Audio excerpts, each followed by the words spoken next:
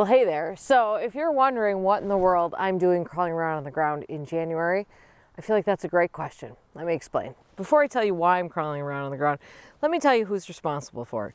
His name is Gary. So what I'm standing next to here is what's left of my Viburnum plicatum mauritii. It's probably the most common double file viburnum that you'll find in a garden center, at least in the northern half of the country, I would think.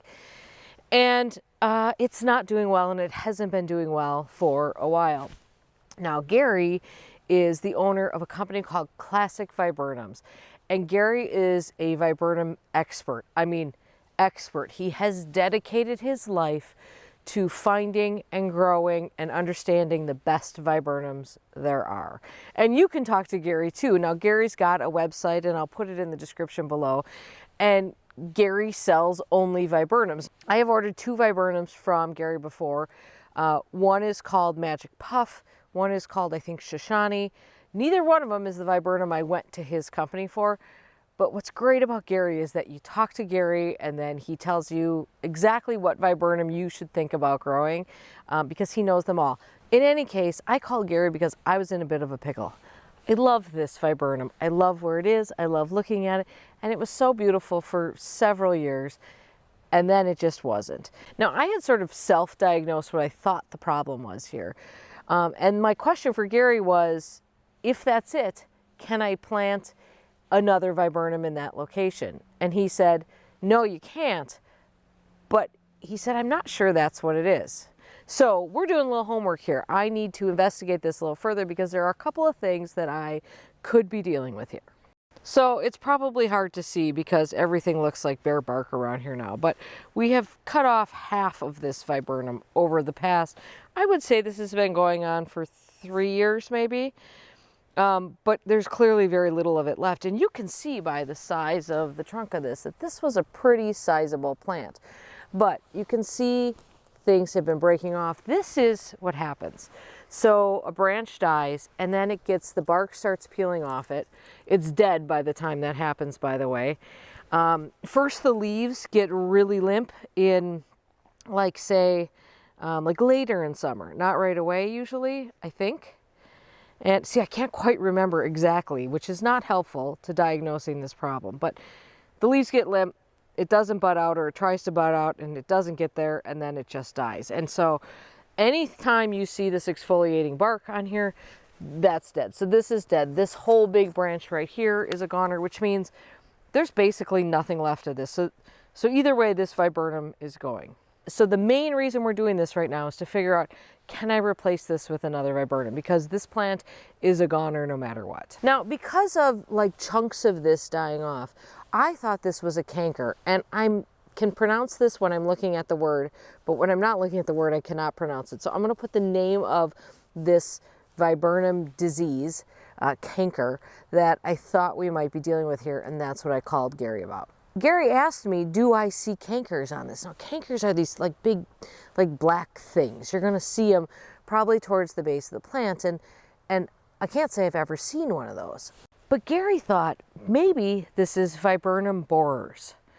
And while that sounds terrible, that would be good news, because that would mean that I could put another viburnum in this. Now, there is a kind of root rot that this could also be, so I think we're kind of dealing with 3 potential things that might have made this viburnum sick. So the thing to look for borers is to look around the base and see if you see like little holes where insects have come in. Well, I do see, you know, a lot of little holes. This is all undead wood, so I can't be sure that that's where an insect might have come in. It clearly doesn't look great down here, but how much of this has been dead for how long is sort of the question. I'm not seeing any sign of something that would suggest this root rot issue, so I feel fairly confident saying that's probably not it.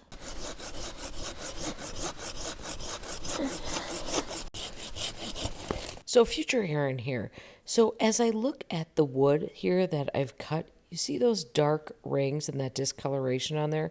That can be a sign of a couple of diseases, including this Bitrosphaeria canker that I had originally thought this was. It could also be a sign of verticillium wilt, which I have had problems with on this property, but That is not super common in viburnums, so that's probably not what this is. So the mystery deepens. Some of this, I wish I could, the ground's frozen, so I can't really get there, but some of this, I hope the camera can pick this up.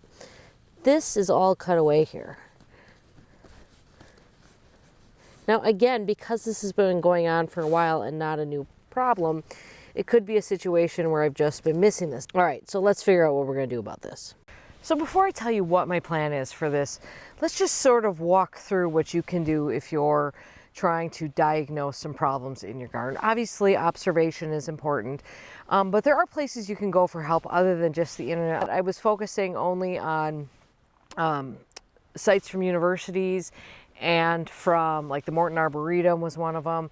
So look for expert sites. So now the other place you can go looking for answers to things like this is you can contact your local county extension office, which is a great stop. Now, I am actually the person who answers some of those calls and helps people out with those on occasion through our county extension office as a master gardener volunteer. So that's not really very helpful. But I could call our plant diagnostics lab through our local university. The thing is that there's not much for them to work off of here. So you can send in tissue samples and things like that. But because this tree is so far gone, there's so much dead wood, I don't think they'd get much from it. So I'm really left to my own devices. And honestly, here's the thing. We know it's dead. We know it's going away. Is it worth it to take those extra steps? I mean, honestly, probably not, other than to satisfy my own curiosity. I don't see any signs on these branches of canker. I don't see other things that would be related to that. So I am going to operate on the assumption, taking a little bit of a chance here, that this is viburnum borers. And I am going to dig that out come spring when the ground is thawed. I'm going to replace that, and I'm going to buy a viburnum through Gary. I will let you know come spring what that is. We talked about a few options, but I'm going to go for another viburnum plicatum. Now, there are ways to fix whatever problem this might have been. In most cases, sometimes it's just deadly, but a lot of times you have to figure, like, is it worth it? Now, in this case, because I didn't really recognize how big of a problem this was for so long, this was a completely misshapen shrub with no real ornamental value left to it. So it really wasn't worth saving. But there is a relatively easy treatment for viburnum borers. It's all written out on several sites, which I'll put links to below, including the University of Wisconsin site. And basically this is a timed application of permethrin, which is a pesticide. In the realm of pesticides, I don't think it's that bad, but it's a pesticide nonetheless. And here we apply it in like mid-June to the bottom 18 inches of the shrub, because what happens is those borers are overwintering in the ground there. They're going to hatch. They're going to, right around then is when they're going to hatch, and they're going to try to go after your tree. So if it's a bad infestation, and I will do this for this one, the advice is to reapply at the beginning, one more application at the beginning of July. And the most important thing to know about the viburnum borers is that they attack plants that are stressed. So that's on me.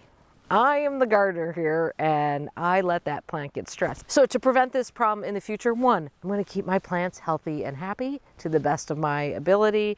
And two, I will use, at least for probably a year or two, I will use this pesticide as a preventative, keep an eye on it, and see where this goes. So I hope this was helpful to sort of walk you through the process of how to potentially diagnose some issues that might be going on with your plants and where you can look for more help.